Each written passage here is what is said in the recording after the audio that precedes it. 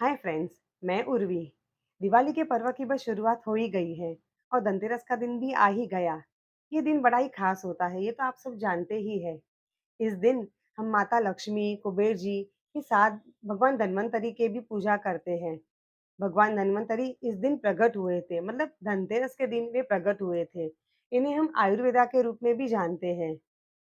तो हमारे अच्छे स्वास्थ्य, सुखी, समृद्ध जीवन के लिए मनोकामना करते हुए हमें इस दिन एक खास काम करना चाहिए, जो है दीपदान।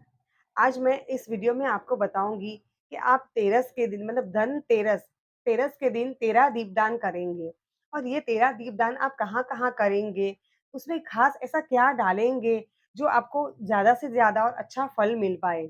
आपका जीवन सुखी, समृद्ध और स्वास्थ्य आपका बहुत ही अच्छा हो पाए। तो चलिए, आज मैं आपको बताने वाली हूँ कि 13 दीपदान आप कहाँ-कहाँ करेंगे। इन दियों में कुछ खास आप डालेंगे, जो वीडियो के आखिर में मैं आपको बताने वाली हूँ।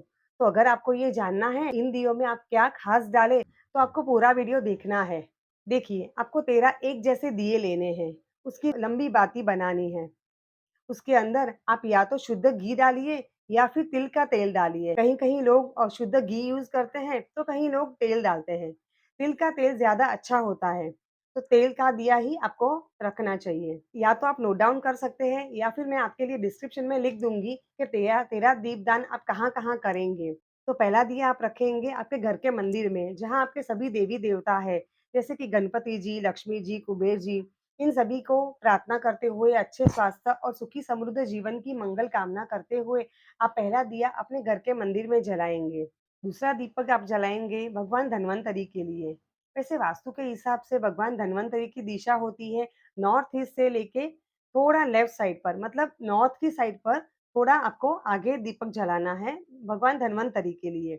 मतलब प्रॉपर नॉर्थ ईस्ट पे नहीं जलाना, लेकिन उससे थोड़ा 2-3 फीट की लेफ्ट हैंड साइड की दूरी पर आपको भगवान धन्वंतरी के लिए दीपक जलाना है।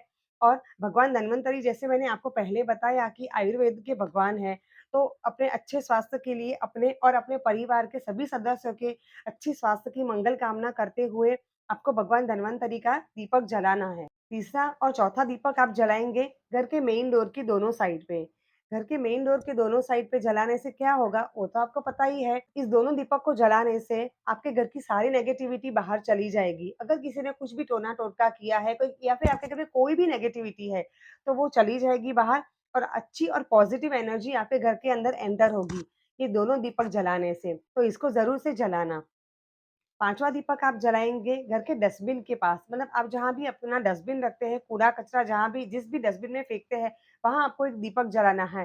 क्यों? क्योंकि वो आपके पूरे घर का कचरा अपने आप में समेट लेता है, अपने अंदर समा लेता है। इसके लिए एक दिया इस दिन डस्टबिन के नाम।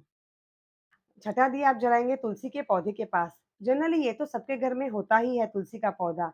तो तुलसी का पौधा कितना पवित्र होता है ये तो आप जानते हैं। तो अपने पूरे परिवार का सुख और सौभाग्य अच्छा हो, सबके जीवन में खुशहाली रहे, इसके लिए तुलसी के पास एक दिया, छठा दिया। 7वाँ दिया आप जलाएँगे घर की छत पर। मतलब अगर आप किसी बंगलो में रहते हैं तो जो आपकी हाईएस्ट छत है, उस पर आप जला सकते हैं। अगर आप किसी बिल्डिंग में रहते हैं और पॉसिबल नहीं है कोई छत का, तो आप बिल्डिंग के टेरेस पर भी जाकर एक दिया आप वहाँ पर जला सकते हैं, कि आपके घर से सभी वास्तु दोष दूर हो जाए और आपके घर में और आपके जीवन में खुशहाली रहे। 8वाँ दिया आप जलाएँगे घर के वॉशरूम के बाहर। क्यों? क्योंकि वॉशरूम के अंदर भी बहुत सारी नेगेटिविटी रहती है।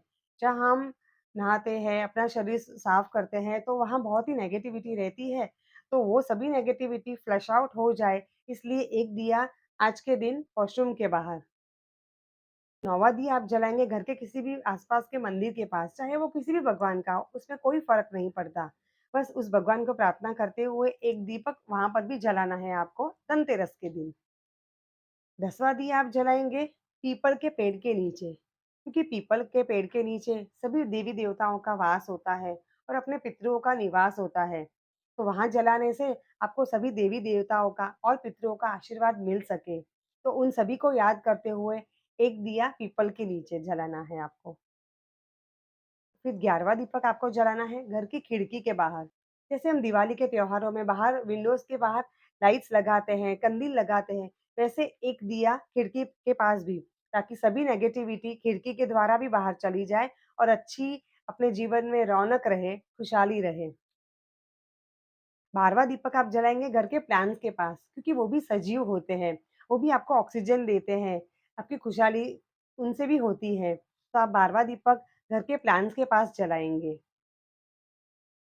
और लास्ट वाला मतलब आखिरी 13वाँ दीपक आप जलाएँगे घर की बिल्डिंग के नज़दीक, कहीं भी चौराहा हो, जो 4 रास्ते जो मिलते हैं, वो चौराहे पर एक लास्ट दिया आपको वहाँ पे जलाना है, ताकि आपके जीवन में सभी नेगेटिविटी दूर हो जाए और बस खुशियाँ ही खुशियाँ आएँ।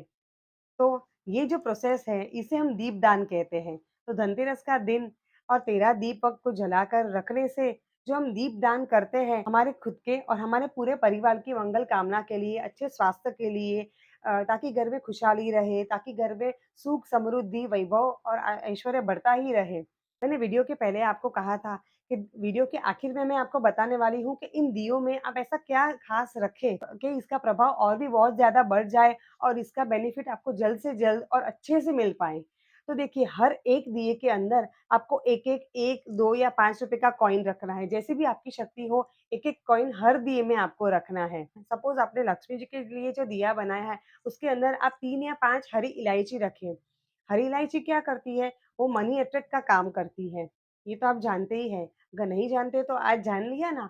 तो हरी इलायची को डालने से आपको पैसों के आने के रास्ते खुल जाएँगे। कहाँ से कहीं न कहीं से आपके लिए ऐसी अपॉर्च्युनिटीज़ बनेगी कि आप पैसे को अट्रैक्ट कर पाएँ, आप अच्छे से अच्छा कमा पाएँ। और घर के बाहर आप जो भी दिए रखेंगे, तो उन दियों में मतलब चाहे वो पेड़ के पास हो, मंदिर के पास या चौराहे के पास, घर के बाहर जो भी आप दिए रखने वाले हो, उसके अंदर आपको काले तिल और लौंग ज़रूर से डालना है। काले तिल मतलब थोड़े से डालेंगे और लौंग 3 या 5 की संख्या में हर एक दिए के अंदर डालेंगे। ये बिल्कुल मत भूलना। तो इस तरह हम दीपदान करेंगे। शायद ये किसी-किसी को पता होगा और किसी को नहीं पता होगा। तो आज आपको जानकारी मिल पाई होगी। हर साल हम लक्ष्मी कुबेर पोटली बनाते हैं।